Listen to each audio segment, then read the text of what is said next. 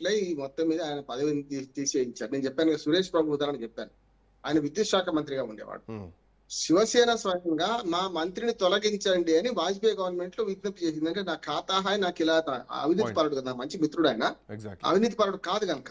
అంటే విద్యుత్ శాఖ మన బంగారు గుడ్లు పెట్టే బాతు లాంటిది, దాని నుంచి రూపాయి మాకు ఇస్తలేడు, అనవసరంగా మంత్రిని పెట్టుకున్నా, వాడిని తీసేసి ఇంకొని పెట్టండి అని చెప్పి డైరెక్ట్ గా శివసేన పార్టీ ఇక్కడ కూడా ఏమంటే కార్పొరేట్ శక్తులు ఏకమైంది. ఉదాహరణకు ఇప్పుడు వాళ్ళ మొత్తం నెట్వర్క్లు ఎవరి, ఎయిర్టెల్, జియో, అంబానీ చేతిలో ఉన్నాయి, లేకపోతే అదాని చేతిలో ఉన్నాయి. ఇవన్నీ కూడా కార్పొరేట్ శక్తులు వీళ్ళు అన్ని చేస్తున్నారు. వాళ్ళకి నష్టం జరుగుతున్నది. విమానాశ్రయాల్లో 100 రూపాయలు పెట్టు, మనకు వాటర్ బాటిల్ ఎందుకు ఉండాలంటే విమానాశ్రయాలు నడిపే సంస్థకు నష్టం జరుగుతుంది. ఏమంటే హోటల్స్ అన్ని కూడా ఇప్పుడు ఆయన లేవనెత్తిన 5 అంశాలు కార్పొరేట్ సంబంధించిన అంశాలే. స్పష్టంగా చెప్తున్నా. పార్లమెంట్ క్యాంటీన్ నుంచి మొదలుకొని మనకు మన రీఛార్జ్ కూపన్ల కానించి మొదలు పెడితే అన్ని అంతే కదా అని చెప్పింది. అందుకని కార్పొరేట్ శక్తులు ఏకమైనాయి. కేజ్రీవాల్ మీద ఒత్తిడి తీసుకురావచ్చు. మాట్లాడితే హైమ గారు ఏమంటారంటే, నేనంటే అమ్మా హైమ గారు మేము తక్కువ చేయడం కాదు, మీరు 3 ఏళ్ళ నుంచే ఉన్నారు, నేను మీ పార్టీ కార్యకర్తలు సుధాకర్ గారిని అడగండి, సుధాకర్ గారు రాష్ట్ర అధ్యక్షుడు ఉన్నారు కదా, వాటిని కలిసి పని చేసిన అందరికి ట్రైనింగ్ ఇచ్చిన వాడిని ఆమ్ ఆద్మీ పార్టీ వాళ్ళకు. నేను ఏమంటున్నానంటే కేజ్రీవాల్ మీద చాలా గౌరవం ఉంది మాకు. నిజంగా కేజ్రీవాల్ అంటూ రావాలని ఉన్నది. 3 సార్లు ముఖ్యమంత్రిగా ఉన్న శీలా దీక్షను ఓడించి మరి వచ్చింది. ఇంతవరకు మొన్నటి దాకా బీజేపీ ఎక్కడిది అక్కడ మొత్తం అంతా కేజ్రీవాల్ హవా నడిచింది కదా. ఎప్పుడైతే మనిషి నియంత్రణతో పోకడం పోతారో అప్పుడు ప్రజలు దించేస్తారు. జరిగింది అదే. నియంత్రణతో పోకడం పోవడం వల్ల కుంభకోణం కరెక్టా కాదా తర్వాత సంగతి. నేను ఏమంటున్నా అంటే మన పార్టీని సమర్థించుకునే ముందు మన పార్టీలో కూడా తప్పు జరుగుతూ చేయాలి. మీరు పదే అంటున్నారు ఇంటర్నల్ గా ఏమైనా ఉండొచ్చు. ఇంటర్నల్ గా ఏమైనా ఉంటే బయటకు పడద్దు. ఇంటర్నల్ గా ఉంటే ఇంటర్నల్ పరీక్షలు చేసుకోవాలి, పిలిపించాలి, మాట్లాడాలి. కానీ ఇంటర్నల్ గా మీకుంటే ఓ బహిరంగంగా డిప్యూటీ లీడర్ హోదా ఉన్నవాడిని అకారణంగా ఎట్లా తొలగిస్తారు? తప్పు కదా. నేను ఇది కూడా అంటున్నాను. ప్రజలు శ్రీశ్రీ గారికి కొటేషన్ ఉంది ఏమనంటే, ఎవరెవరి ప్రైవేటు బతుకు వారి సొంతం, పబ్లిక్ నిలబడితే ఏమైనా అంటాం టామ్ టామ్ టామ్ టామ్ అన్నారు. పార్టీ వ్యవహారం మీ సొంత వ్యవహారం కాదు. పార్టీ అనేది ప్రజల ఆస్తి. ఆమ్ ఆద్మీ పార్టీ ప్రజల ఆస్తి. ప్రజలు ఆదరిస్తేనే మీరు అధికారంలోకి వచ్చారు. మీరు కనుక యాక్టివ్ పార్టీ తీసుకుంటే రేపొద్దున ఏకమేకై రేపొద్దున కేజ్రీవాల్ కి నష్టం జరుగుతుంది అనుకుంటే, అంటే పలుకుబడి ప్రకారం మిమ్మల్ని కూడా తీసేస్తారు రేపొద్దున. మీకు ఇప్పుడు ఆయనకు జరిగిన అవమానాన్ని మీరు సహించి కేజ్రీవాల్ మంచోడని, కేజ్రీవాల్ అక్కడ ఏం జరగలేదని, ఈయనే తప్పని చూపించే ప్రయత్నం చేస్తున్నారే. రేపు మీ వరకు వస్తే మీరు అదే అంటారండి. మీ వరకు వచ్చినా నేను అదే మాట్లాడతాను. మీ వరకు కూడా రావద్దు. రామోహన్ గారు, ఇట్లాంటి లీడర్లు అరుదుగా వస్తారు, వీళ్ళని కాపాడుకోవాలి. కానీ కార్పొరేట్ శక్తులు వీళ్ళని ముందుకు పోనీ, వీళ్ళని ఎదగనియ్యాయి, తెలిసినటువంటి విషయమే. ఎందుకంటే మనం మాట్లాడేటువంటి ఎయిర్పోర్టుల్లో వాటర్ బాటిల్, ఇక దిక్కువల రాజకీయాలు, ఈ ఎలక్షన్స్, ఈ ప్రచారాలు, ఇవన్నీ కాసేపు పక్కన పెడదాం. ఇట్లాంటి విషయం మీద ఎంత మాట్లాడినా తక్కువేం కాదు, తప్పేం కాదు. ఎయిర్పోర్ట్ లో వాటర్ బాటిల్ అంతెందుకు ఉండాలా? రీఛార్జ్ అంతెందుకు ఉండాలి? గిగ్ వర్కర్స్ మోసం చేసి అక్సంగ్ దోపిడీ చేసి ఏమో కదా, పెద్ద కంపెనీలే కదా. అవును, కార్పొరేట్ కంపెనీలు కదా.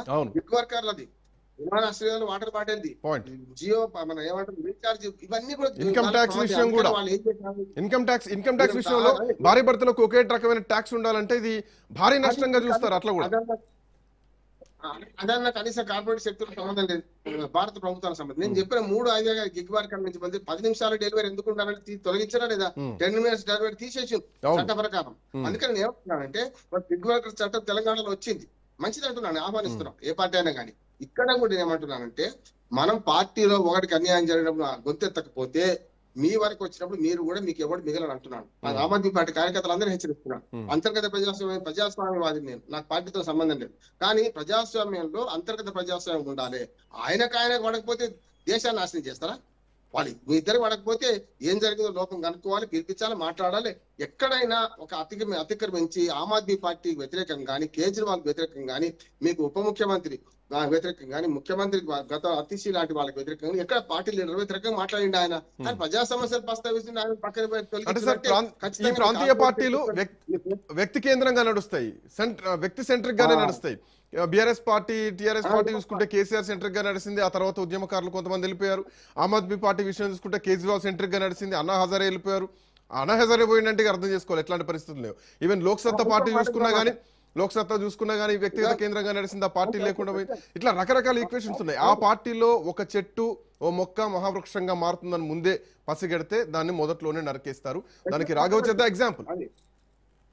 ఒక్క మాట చెప్పిస్తాను, ప్రాంతీయ పార్టీ దాన్ని ఇప్పుడు అసలు యాక్చువల్ గా ఆమ్ ఆద్మీ ప్రాంతీయ పార్టీ కాదు, జాతీయ పార్టీకి సిపిఐ కోల్పోయింది, హోదా కోల్పోయింది. కనుక అది జాతీయ పార్టీ 3 రాష్ట్రాల్లో ఎన్నికలు గెలిచింది. 3-4 రాష్ట్రాలు పోటీ చేస్తుంది. ఇప్పటి కూడా గోవా నుంచి మొదలు పెట్టి చాలా రాష్ట్రాలు పోటీ చేసింది. ప్రాంతీయ పార్టీలన్నీ ప్రైవేట్ ఆస్తులుగా మారిపోయిన దుర్మార్గం శ్రీకాంత్ గారు. దాని వల్ల వస్తున్న సమస్య అంటున్నాను నేను. అంటే మీ మాట విన్నోడేమో మంచివాడైతారు, మీ మాట వినకపోతే ఎంత మంచివాడైనా చెడ్డవాడైతారంటే ఏమన్నట్టండి. ఇప్పటికి కూడా తన గొంతు నొక్కిన చెత్త ఎక్కడ పార్టీ వ్యతిరేకంగా మాట్లాడతలేదు అంటున్నాను నేను కదా. ఆ పార్టీ వ్యతిరేకంగా మాట్లాడలేదు, పార్టీకి భజన చేయట్లేదు, అదే పాయింట్. అదే కాదు అంటే బదిలీయాలి. తీసేసిన చెప్పాలి, ఎందుకు తీసేసిన ఇప్పుడు కాదు. ఉరిశిక్ష వేసేవాడికి కూడా చివరి కోరగా అడుగుతాం ఒకటి కదా, షోకాజ్ నోటీస్ ఇష్యూ చేయండి, ఆయన చేసిన తప్పులు ఏమైనా ఉంటే అప్పుడు తీసేయండి. పోనీ యువతకు అవకాశం ఇద్దామనుకో, ఆయనకన్నా చిన్న వయసు వాడికి ఇచ్చింది కదా, ఆయనకన్నా పెద్ద వయసు వాడికి ఇచ్చింది కదా. అంటే చప్పట్లు కొట్టేవాడు భజన చేసేవాడికి ఇచ్చినట్టే కదా. సంజయ్ సింగ్ తక్కువ అంటలేదు నేను పార్టీలో, కానీ ఈయన కూడా మధ్యలో వచ్చినవాడు కాదు కదా. 14-15 సంవత్సరాల నుంచి అదే పార్టీలో ఉన్నాడు. 23 ఏళ్ల వయసులోనే లోక్పాల్ బిల్లు తయారు చేసిండు. నేను చెప్తున్నా, ప్రత్యక్ష సాక్షిని. మా ఉద్యమాల సుందర్ నగర్ కాలంలో కేజ్రీవాల్ తో కలిసి పనిచేసిన వాడిని. ఏమంటున్నారు అంటే తప్పు కదా. అంతర్గత ప్రజాస్వామ్యాన్ని ప్రోత్సహించని ఏ పార్టీ అయినా దుర్మార్గమైన పార్టీ. సారా పార్టీలు ఎందుకు పిలుస్తున్నాం? మిగతా వాడిని సారా పార్టీలు అంటారు. సారా పార్టీలు అంటే సాంప్రదాయ రాజకీయ పార్టీలు. సారా పంచితే గెలుస్తారు. ఇప్పటికి ఆమ్ ఆద్మీ పార్టీ ఆ విషయంలో చెడిపోలే. ఇప్పటికి కూడా అంటున్నాను, అనుచిత ఉచితాలు ఇవ్వడంలో చెడిపోయింది. స్పష్టంగా చెప్తున్నా, అనుచిత ఉచితాలు ఇచ్చుకుంటూ వాళ్ళలాగా మీరు కూడా కరెంట్ ఫ్రీ, అది ఫ్రీ, ఇది విద్య ఆరోగ్యం ఇవ్వాలి, అన్ని ఫ్రీ ఇచ్చి నీళ్లు ఫ్రీ కరెంట్ ఫ్రీ అంటే ఏమైంది చూసిండు కదా. ఆ ఫ్రీ తీసుకున్నారు, మళ్ళీ బీజేపీకి ఓట్లేసింది ప్రజలు కూడా. అందుకని నేను ఏమంటా అంటే ఆమ్ ఆద్మీ పార్టీ సమస్యల గురించి మాట్లాడేవాడిని ఎందుకు తీసేసిన ప్రశ్న వస్తుంది. అది ఎవరైనా కానీ రామారావు గారు 1 సెకండ్. హేమ గారు, అరవింద్ కేజ్రీవాల్ జైలుకెళ్ళి, సిసోడియా జైలుకెళ్ళి నెలలు సంవత్సరాలు ఉండి బయటకు వచ్చిన తర్వాత మీకు వచ్చినటువంటి సింపతి ఏదైతే ఉందో ఒక్క రాఘవ్ చద్దా విషయంలో పూర్తిగా కోల్పోయారు. ఒక నియంతృత్వ పాలన కోరుకుంటున్నాడు కేజ్రీవాల్. ఆయనే తప్ప ఇంకెవరూ కనిపించొద్దు, ఆయన నమ్మిన బంటులే ఉండాలి, లేదంటే ఆయన చెప్పినటువంటి కీలుబొమ్మలు కుర్చీలో కూర్చోవాలి, పక్కన ఖాళీ కుర్చీ వేయాలి. ఇది నియంతృత్వ పోకడబోతున్నారు. దానికి నిదర్శనమే రాఘవ్ చద్దా మీద కనీసం కారణం లేకుండా మైక్ బంద్ చేయాలని చెప్పేయడం. ఇది దారుణమైనటువంటి విషయం. పార్టీలో నుంచి సస్పెండ్ చేయలేదు, షోకాజ్ నోటీస్ ఇవ్వలేదు. ఇప్పుడు దీనికి ఆమ్ ఆద్మీ